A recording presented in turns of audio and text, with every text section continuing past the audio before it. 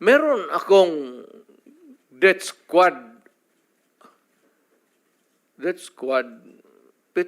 pero hindi yung mga pulis. Sila rin yung mga gangster.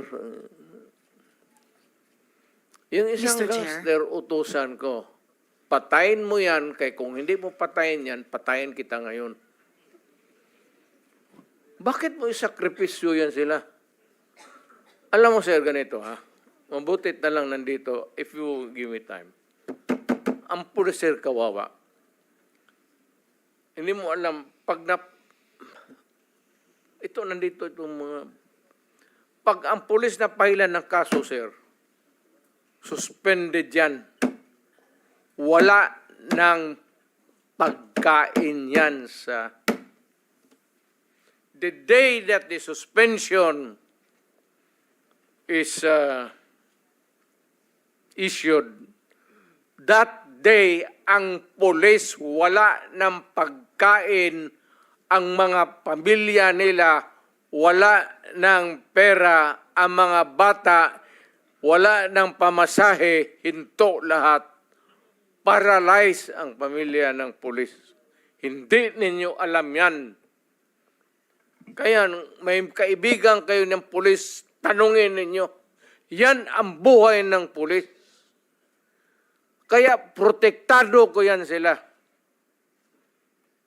Pagka in the fulfillment of duty, sabi ko sa kanila, magpakamatay ako sa inyo. Pero pag nag-abuso kayo, nagpatay kayo ng tao, nag-hold up kayo, nag-kidnap kayo, putang ina, ako mismo ang papatay sa inyo. Mr. Chair. Mr. President, kayong Mr. magpahuli. President, okay, ako muna may tanong. Kasi medyo nalito rin po ako. So, ibig niyo sabihin, gusto niyo proteksyonan yung pulis, ayaw niyo silang gamitin sa maipit sila kasi kung masuspend sila, kawawa pamilya niya. Tas nabanggit niyo, may sarili kayo ngayong tinayo na hit squad. Is that what you're trying to tell us? Para hindi po kami nalilito po. I mean, can we be very clear?